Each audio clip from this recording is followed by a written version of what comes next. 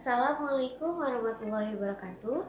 Shalom, Om Swastiastu, Namo Buddhaya, salam kebajikan untuk kita semua. Perkenalkan, nama saya Bella Nuzara dari kelas 4C dengan NIM 66612101449. Dengan adanya video ini, saya akan memenuhi ulangan tengah semester pada mata kuliah Manajemen Strategi. Di video kali ini juga akan membahas mengenai analisis visi, misi, tujuan SMART dan sasaran, serta analisis IPAS-EVAS, case study organisasi publik. Dan organisasi publik yang saya ambil yaitu Fakultas Ilmu Sosial dan Ilmu Politik atau Visi Puntirta.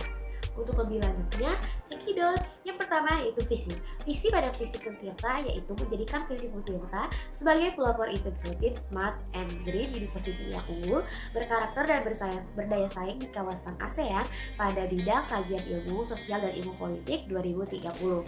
Sedangkan misinya yaitu yang pertama, menyelaraskan proses pendidikan dengan sistem pembelajaran dari Indonesia dan bahan ajar berbasis riset serta kurikulum berorientasi industri 4.0.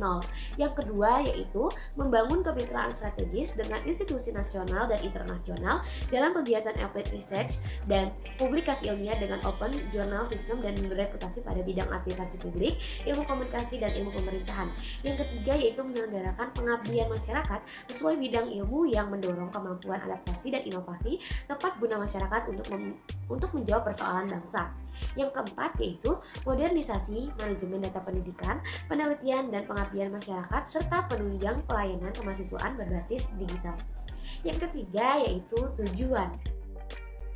A. Tujuan pendidikan. 1. Menghasilkan lulusan yang memiliki kualitas dan berdaya saing, unggul serta berkarakter jujur, adil, wibawa, amanah, religius, dan akuntabel.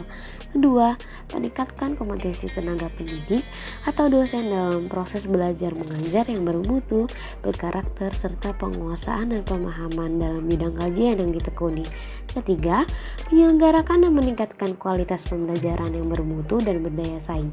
4. Mendorong terciptanya akademik atmosfer yang berorientasi lokal, nasional, dan internasional serta orientasi pada berkembangnya kerjasama antar tenaga pendidik, mahasiswa, dan tenaga kependidikan. B. Tujuan penelitian dan publikasi. Pertama, meningkatkan budaya meneliti dan menulis bagi dosen dan mahasiswa. Kedua, meningkatkan jumlah riset dosen berskala nasional dan internasional.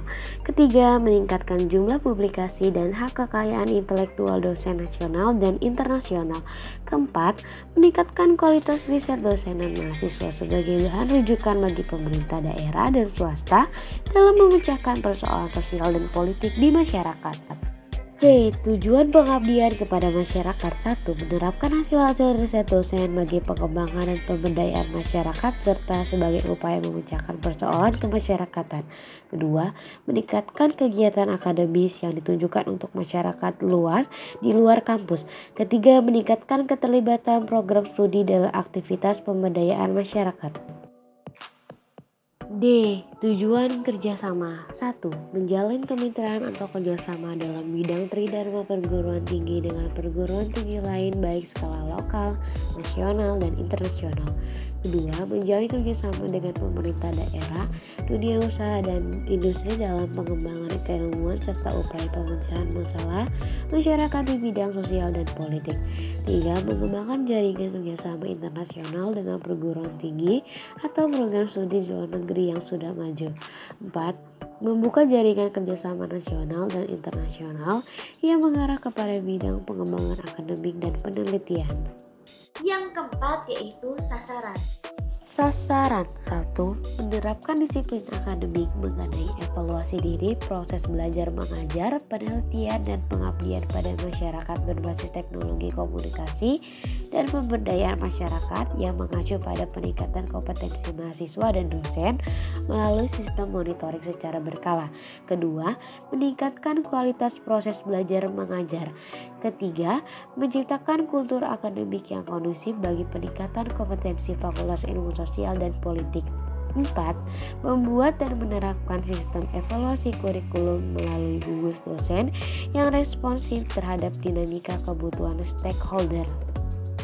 Selanjutnya kita menganalisis lingkungan internal dan eksternal yaitu IPAS dan EVAS. Next yaitu analisis IFAS pada kekuatan. Yang pertama, lokasi strategis bobot 0,20 rating 4 nilai 0,80.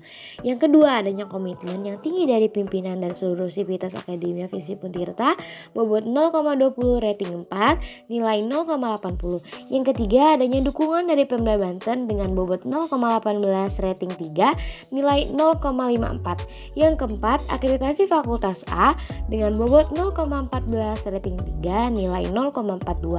Yang kelima, prodi dengan akreditas A 100% bobot 0,16 rating 4 nilai 0,64. Yang keenam, memiliki kampus baru yang representatif bobot 0,12 rating 4 nilai 0,48.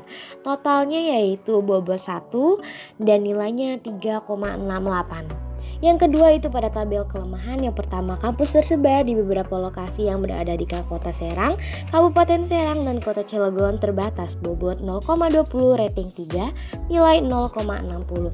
Yang kedua, sebagai PTN PKBU masih mengandalkan UKT mahasiswa sebagai sumber pemasukan PNBP bobot 0,20 rating 3 nilai 0,60.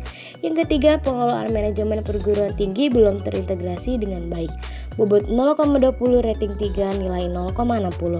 Yang keempat, fungsi kontrol terhadap kedisiplinan, kinerja, dan penjaminan mutu atau quality assurance masih belum optimal bobot 0,15 rating 3 nilai 0,45. Yang kelima, resource sharing atau unit dan networking dengan alumni masih rendah bobot 0,14 rating 2 nilai 0,24. Yang keenam, belum optimalnya pemanfaatan aset-aset yang idle yang bisa menjadi potensi pendapatan bobot 0,11 rating 2 nilai 0,22. Total bobot yaitu 1 dan total nilai yaitu 2,71. Selanjutnya yaitu analisis pada tabel EVAS pada peluang. Yang pertama, adanya amanat undang-undang yang menetapkan anggaran untuk pendidikan minimal 20% bobot 0,20 rating 4 nilai 0,80. Yang kedua, layanan peraturan pemerintah nomor 23/2005 tentang pola pengelolaan keuangan layanan umum bobot 0,19 rating 4 nilai 0,76.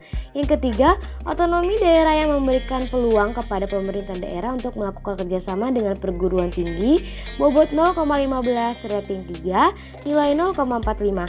Yang keempat, kebijakan pemerintah untuk perguruan tinggi dalam menerima calon mahasiswa asing dan membuka kelas-kelas internasional bobot 0,16 rating 3 nilai 0,48. Yang kelima, tuntutan stakeholder yang menginginkan eksistensi Untirta sebagai dapur pembangunan di Banten bobot 0,13 rating 4 nilai 0,53. Yang keenam, banyaknya perusahaan BUMN dan swasta nasional di wilayah Banten memberikan peluang kerjasama khususnya dalam pelaksanaan kegiatan studi pengembangan usaha dan corporate social responsibility atau CSR, yaitu dengan bobot 0,17 rating 3 nilai 0,15, total yaitu bobot 1 dan total nilai yaitu 3,52. Terakhir yaitu pada ancaman. Yang pertama, persaingan antar perguruan tinggi semakin ketat termasuk perguruan tinggi di luar negeri dan perguruan tinggi swasta yang terdapat di Banten bobot 0,20 rating 3 nilai 0,60. Yang kedua, adanya fenomena di masyarakat berupa penurunan daya beli masyarakat bobot 0,15 rating 2 nilai 0,30. Yang ketiga, persaingan kerja lulusan yang semakin ketat di era global tidak hanya datang dari dalam negeri tetapi juga tenaga asing dari luar negeri bobot 0,17 rating 3 nilai 0,51. Yang keempat, tuntutan pengelolaan sumber daya secara akuntabel dan transparan bobot 0,18 rating 3 nilai 0,54. Yang kelima, kebutuhan terhadap pelayanan administrasi yang prima semakin meningkat bobot 0,16 rating 3 nilai 0,48. Yang keenam, perkembangan teknologi semakin pesat dengan bobot 0,14 rating 3 nilai 0,14. Total bobot yaitu 1, total nilai yaitu 3,85. Kesimpulan, setelah dianalisis melalui tabel pada Visipun Tirta dapat disimpulkan kekuatan yang lebih dominan dari kelemahan dan peluang yang lebih besar dibandingkan ancaman. Hal itu sangat beralasan bahwa ada implikasi yang dapat dikembangkan sesuai dengan kemampuan Visipun Tirta.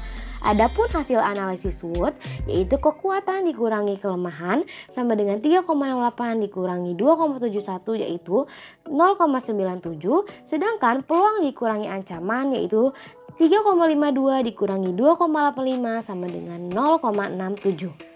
Penjelasannya, pada faktor eksternal, selisih peluang dan tantangan adalah sebesar 0,50, sehingga dapat dikatakan bahwa pada sumbu vertikal, Visip Untirta berada pada nilai harga Y lebih besar 0. Demikian pula halnya pada faktor internal, selisih skor kekuatan dan kelemahan memperlihatkan bahwa Visip Untirta berada pada nilai X lebih besar 0 dengan selisih skor sebesar 0,83. Dari uraian SWOT dapat dipetik beberapa implikasi dalam menentukan kerangka keseluruhan strategi dasar yang dapat direncanakan ialah menggunakan kesempatan sebaik-baiknya, kemudian mengantisipasi dan menanggulangi ancaman, menggunakan kekuatan sebagai model dasar operasi dan memanfaatkannya semaksimal mungkin, serta mengusahakan untuk mengurangi atau menghilangkan kelemahan yang masih ada. Dengan melihat skor, dapat disimpulkan bahwa posisi Visip Untirta berada pada kuadran 1, yaitu posisi yang mendukung strategi agresif. Posisi ini merupakan sebuah posisi yang menguntungkan. Artinya, Visip Untirta memiliki peluang dan sekaligus kekuatan, sehingga Visip Untirta dapat memanfaatkan peluang yang ada secara maksimal mungkin dan memiliki strategis yang mendukung kebijakan pertumbuhan agresif. Strategi agresif akan dikembangkan harus mampu mengakomodir isu-isu strategis yang relevan dengan visi misi dari Visip Untirta. Sekian yang saya dapat sampaikan, kurang lebihnya mohon maaf. Wabillahi taufiq wal hidayah. Wassalamualaikum warahmatullahi wabarakatuh. Bye bye.